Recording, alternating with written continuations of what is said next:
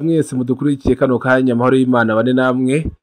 Dukomeje kandi kubashimira mwese mukomeje kugenda mudushyigikira haba mu nkunga y'ibitekerezo, amasengesho ndetse n'amadahwema gukurikirana ibiganiro bica kuri ino TV yacu.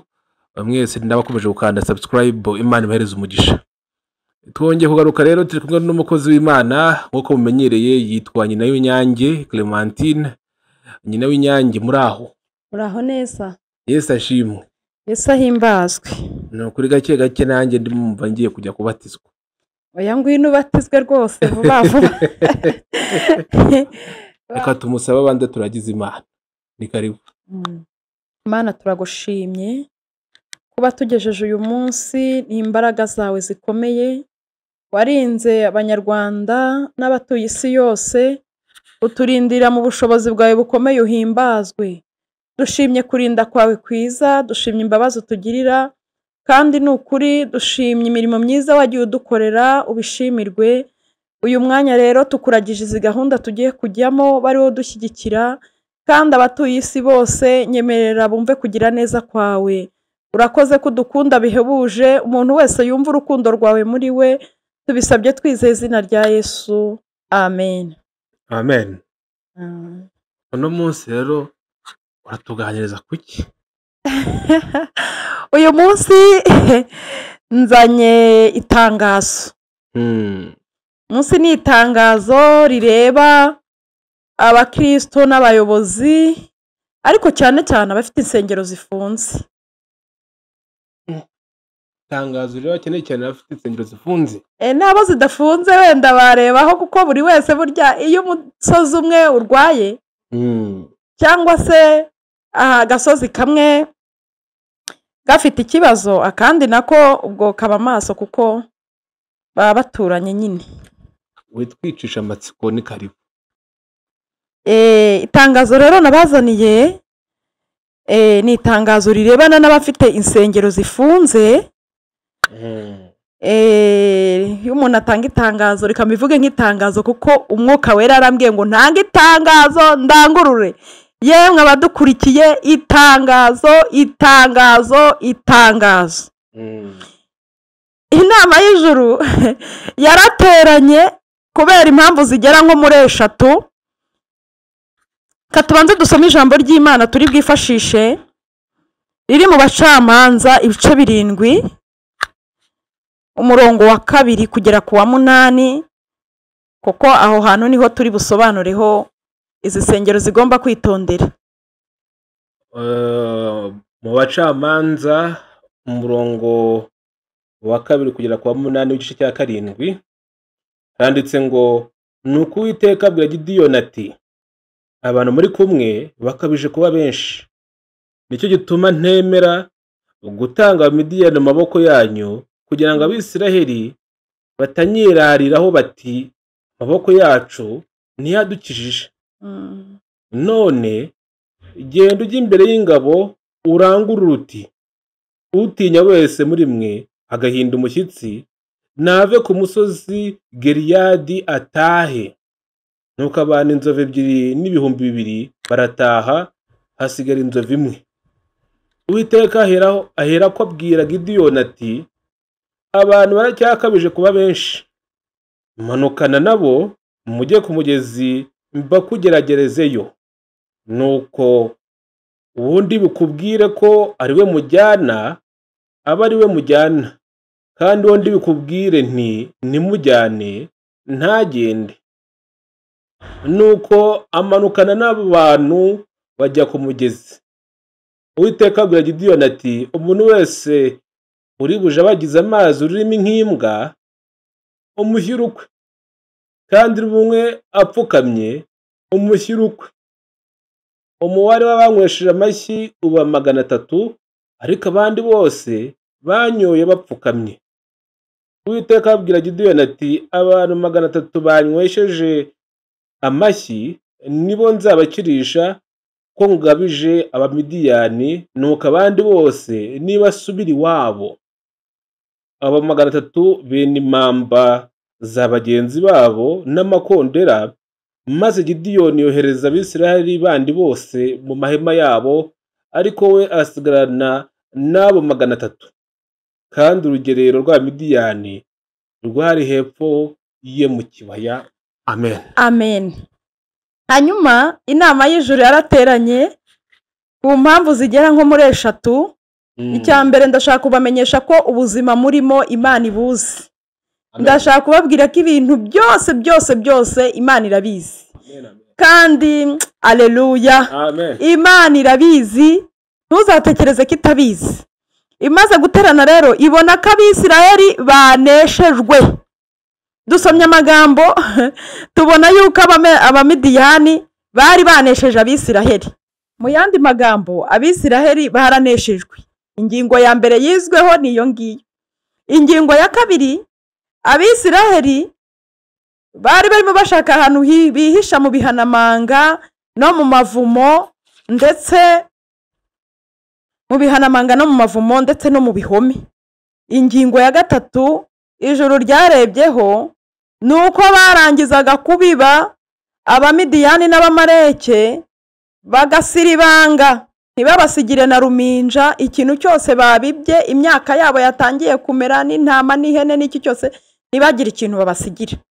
Hanyuma rero Uwiteka byigaho yohereza marayika w'Imana ngaje kubwira abo bantu ko ijuru ryabibonye.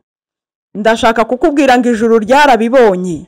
Iri tangazo rero riramenyesha abantu bose bafite insengero zifunze ko bakwiye kongera kwambara imbaraga no gusenga, kuko buri wese irasiga ibi bintu, birasiga ibiro bye afite bimenyekanye n'imbaraga yari afite, kandi Imana ntizabura gutabara binyuze ku bari maso. Iryo tangazo nicyo rivuga. Hanyuma ikintu cya mbere, iby'abantu bakabije kuba benshi byo igihe cyabyo kirarangiye. Yemwe bene data, iby'akavuyo iby'abantu benshi igihe cyabyo birarangiye, kuko itangazo riravuze ngo umuntu wese utinya agahinda umushyitsi, uwo mumubwire yigendere, kuko ntiyigeze abona gukora kw'Imana. Ntago yigeze abona imbaraga z'Imana. Uwo niyisubirire mu rugo yigire mu bye, kuko ntiyigeze abona aho Imana ikora. Ibintu byarangiye. Uwo niyigendere yisubirire mu rugo. Utinya wese agahinda umushyitsi, uwo niyigendere. Kandi ikintu giteye Imana gukora ibi bintu nuko yanze ko abantu bazirarira. Ngaba abantu baje ngo ari inzovu 3 ngo n'ibihumbi 2. Inzovu 3 n'ibihumbi 2. Inzovu n'abantu ibihumbi 10. Hanyuma ibihumbi 2, ubwo imibare mureta imuyikuba murumva ko ari ibihumbi 32. Aba bantu rero kuko bakabije kuba benshi, kandi Imana itabaye mwese mugihari, mwazirarira mukavuga ngo ni amaboko yanyu abikoze.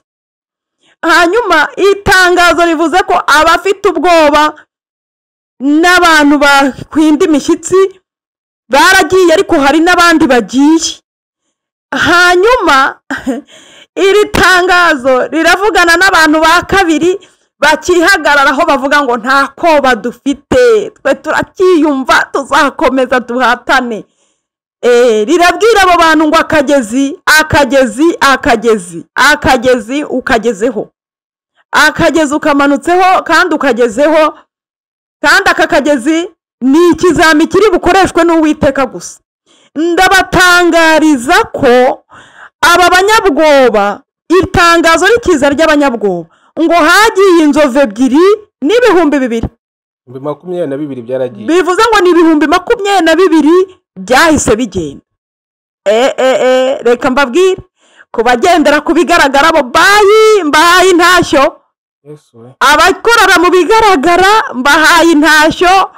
Abatagira ukwizera iri tangazo rirabasezereye. Abantu barebera ku mubare mwinshi w'abantu bayi muhawe intashyo. Imana idufashe kandi tugirire neza.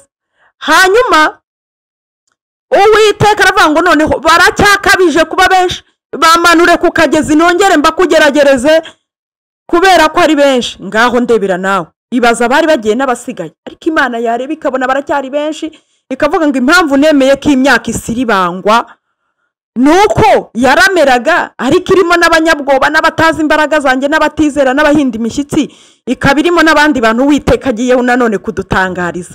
Bageze ku kagezi rero aravuga ati genda wowe icyo ndi bukore ukirebe gusa, ntabwo uzi uri butsinde uwo ari we. Bamanure ku kagezi, bene data muri ku kagezi ariko ikizamu Uwiteka azanye utsinda ntawe umuzi.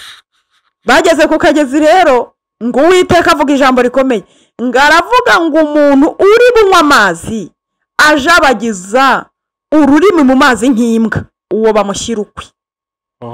Hanyuma umuntu nawe Imana itugirire neza, umuntu nawe uri budubikemo umunwa nawe akagotomera, uwo nawe ajya ukwe. Hanyuma umuntu nawe uri bupfukame akanywesha amavi, agapfukama agashoramo umunwa, nawe mumushyira ukwe. Hanyuma undi muntu nanone wa gatatu ni umuntu uri bunyweshe amashyi. Imana itugirire neza, uyu muntu nawe uri bunyweshe amashyi akayora akanywa, nawe umushyira ukwe. Imana itugirire neza. Ibyo bintu ukuntu bisobanuye rero, itabaro ry'Uwiteka rigiye gukorwa, mbikubwire, rikeneye umuntu ufite ituze n'ibyiringiro hakavamo igisubizo gusa. Bikeneye umuntu ugiye kwikomeza ku Uwiteka, akamera nka ba basore bavuze ngo nta mpamvu yuko tugusubiza iryo jambo ngo twubarare, Imana yacu ibasha kudutabara, ariko nayo itadutabara nta kintu cyatubuza kuyiringira. Imana itugirire neza. Kujabagiza ururimi nk'imbwa nabisobanura akantu gatoya, nubwo itangazo ntarivugaho ibintu byinshi. Reba nawe ukuntu imbwa ishotse mu mazi kumugeza ukuntu inywa, iby'imize n'ibisigaye birangana kandi ibyigaruye bisubira mu mazi. Imana ntabwo ikeneye abantu bamira ibyo bashigaje babita mu bisigaye, ntibikeneye abantu bayitobera. Oya, aba bantu ntabwo yatabarana nabo. Umuntu wese uyitobera, uyu ngo yagiye gusigara. Umuntu unywa n'ibyo amize ibisigaye bigaruka mu mazi, yongera bigotomera, yongera akoza mu rurimi mu bintu by'Imana, yongera asubizamo amira, byongera bimenekamo. Nawe bireba umuntu urya bimanuka bimeneka mu isahani, akongera akarya, akongera bikamenekamo. Uyu muntu utobera Imana, uyangiriza umurimo, uyu nguyu nawe bamushyire ku ruhande, bamushyire ukwe. Hanyuma undi muntu nawe ugenda agapfukama agashoramo umunwa akagotomera imisundwe, imitubu, amagi yabyo, murabizi mu mugezi namwe ibintu biba birimo, imihini byose akamirana atareba hirya no hino. Uyu nawe bamushyira ukwe kuko ntagomba kujya mu itabaro ry'Imana. Hanyuma undi wa gatatu uri buyoza amashyi akitonda neza kandi akubaka afite intwaro. Biravuze ngo arayoza amashyi, ibyo ari byo byose ashobora kuba ahagaze akayoza amashyi, akabanza akayungurura ibyo agiye kunywa, yabonamo imyanda agahuhaho akabivanaho cyangwa akabimena akongera akayora. Ubu niwe ugiye gutabarana n'Imana. Mbega umunzani! Itangazo rero, ushyizwe ku munzani, ibiro byawe biragomba kugaragara byanze bikunze. Ibyo kugenda mu gihiriri ntabwo bigihari, akagezi ukagezeho kandi ukunywa biramenyekana. Niba ujabagiza ururimi amazi nk'imbwa, urajya ku ruhande. Hanyuma niba udubikamo umunwa nawe ugiye ku ruhande. Hanyuma niba uyoza amashyi kandi urajya ku ruhande. Mwumve rero umwanzuro w'iri tangazo rivuze ngo iki? Riravuze ngo impamba z'abagiye ku ruhande, abo bose batashye, zirahabwa ababake 300. Ntabwo ari abantu benshi. Wowe uyoboye uru rugamba rero ukeneye umubare w'abantu benshi, nawe urajya mu banyabwoba. Imana itugirire neza. Ntabwo ari benshi bagiye kuyoza amashyi, ariko abayoje amashyi bagahuha neza batuje, mwituze no mu byiringiro, bagiye kubona igisubizo kivuye mu ijuru, ko Imana yemeje ko izatabarana nabo. Amen. Imana yemeje ko izatabarana nabo, kandi ifashe impamba za ba bandi bose bagiye ko bagiye bagenda. Ifashe impamba, muhumure ntimuzagwa mu nzira. Ntabwo muzagwa mu nzira, ntabwo bizabayobera, kuko ifashe impamba zabo irazibahaye, ndetse ibahaye no kuvuza amakondera. Aya makondera yabahereje namwe ngo muyatware. Imana itugirire neza. Hanyuma nimwakire intsinzi y'abera abagiye kugenda uko Imana ibategetse. Ngiryo itangazo ry'abantu bafite insengero zifunze. Murakoze, Imana ibaha umugisha. mwigisha nawe sigavugira mu migani nuko aje kubidusobanurira. Hari n'abandi bantu twagumye mu gihirahiro ubu ngubu koko kabyara we wadusobanuriye neza kurushaho kugira ngo tubyumve nubwo byumvikana, ariko hari n'abandi twatakaye. Nka gute? Wemereye kubaza nta kibazo, N'ubu ngubu ibyo mbasha kugusobanurira nabigusobanurira nta kibazo. izo nsengero zifunze ubwo ngubwo niba zifunze kandi twabonye ko hatangiye muri urwo rugendo 32,000 hagasigara abantu 300 muri iyo nkuru ya Gideyoni. Uvuga ko abo bantu 300 bo kabyara we ubu hazasigara bangahe koko noneho? Oya, aba bantu 300 ushatse gusobanuza kubwira ijambo no kubw'iyo nama y'ijuru. Icya mbere gihari, iyo ijuru ryavuze ko ibintu ribisi rigatangariza abantu ko rije kubikoraho, biba bivuze ngo uwaba amaso yajya mu itabaro ry'Imana. Kandi ikindi bivuze, biravuze ngo iyo Imana ije mu itabaro, Imana igira intsinzi burya, ntabwo igitsindwa. Noneho mwarimu mbajije akantu gakomeye, murambwira ngo abanyabwoba ba mbere baragiye kandi bagenda ari abantu benshi. Nazigura 300 gusa. Oya, abanyabwoba bagiye ari inzovu 2 n'ibihumbi 2. Hasigara inzovu 1. Hanyuma rero iyi nzovu 1 nayo Imana iyirebye isanga abantu baracyakabije kuba benshi. Iravuga ati aba nabo mbajyanye ku kagezi, wowe usigaye bamaso, kuko nawe ushowe ku kagezi ngo bamenye niba urabagize ururimi amazi nk'imbwa, uri gutoba n'ubundi nubwo wasigaye ariko ushigazwe no gutoba umurimo, cyangwa ukaba warasigaye unywana byose n'imyanda n'ibiki byose, umira ibintu byose ubonye, ukaba ari wowe wa wundi nanone uri aho ngaho ariko nta kintu umariye Imana, ahubwo uri aho ngaho nk'umuntu w'indorerezi, uwo mwira ibintu byose misundguramira. Bivuze iyo bavuze imisundwe ni imyanda, ni ibyaha nyine, uragotomera ntureba, ntubanza ngo utekereze, ntushyira ku ruhande, ntutekereze imbaraga z'Imana. Erega nkubwire bene data, ibintu mwakoze ni Imana mwabikoreye, nta nubwo ari ibintu mwakoreye mu nsengero, ibyo twakoreye mu nsengero, amafaranga twitanze, inyubako twubatse, biriya bintu byose ari ibyo twazasarura inaha twaba twararuhiye ubusa.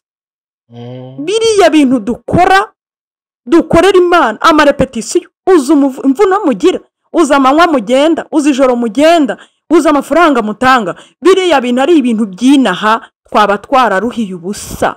Iri tangazo rashaka kukubwira ngo ntabwo ari inaha twakoreye, ibi bintu tuzabisanga iwacu. Haleluya. Tuzabisanga mu ijuru, ntabwo ari inaha twabikije. Wimiragurana ibintu byose rero ngo urwane intambara z'inaha zikumirire n'ubugingo, ushyiremo ibyaha, ushyiremo imikero, ushyiremo imisundwe, ushyiremo imitubu, ushyiremo ibyaha byose, umiragura uyorane. Oya, wikwijandika mu byaha abantu babona uri mu murimo. Oya. Noneho rero Imana ikeneye kuyungurura neza, kandi ukayungururira mu mwuka, ukajya mu mwuka, ukayungurura mu mwuka, ukajya kuvuga ngo umva yaturengera, itaturengera, nta mpamvu yo kubarara. Turabizi neza Imana twakurikiye ibasha kudukiza, ariko ntaho utadukiza. Nta mpamvu nimwe yo kubarara ngo tuvugire ijambo ko Imana itabishoboye. Tube maso dute rero? Kuba maso n'uyu mwanzuro n'iri tangazo mbahaye, buri wese nareba ukagenda, kuko umunzani wo rwose ugiye kuwujyaho, uriho ugiye kuwujyaho, kandi nta wundi muntu uzapima ibiro byawe, n'Uwiteka yagushyize hariya yagushyize. Ahantu yagushyize arahazi, ahantu wakoreraga urahazi, subira mu mwanya wawe. Hari ngo n'abantu biraye ngo ubw'iwacu byarangiye, ngo nkaba narakoreraga umurimo aha, ngo nkaba narakoraga gutya, ngo ubwo byararangiye, ngo Imana yarambohoye. Ntabwo yakubohoye.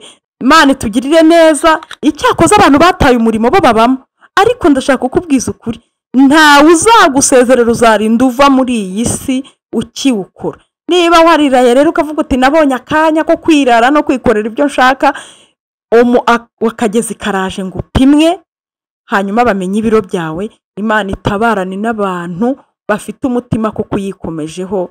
Imana ibaha umugisha. iryo ryari itangazo rya mbere. Iryo ni itangazo rya mbere rirebana n'abantu bafite insengero zifunze, usibye ko n'izidafunze nabo babe maso. Hanyuma itangazo rya kabiri riramenyesha, ijuru riramenyesha abifuza kuzarijyamo ko ubugingo bwari kuzabagezayo bumerewe nabi cyane. Bugingo ararembye,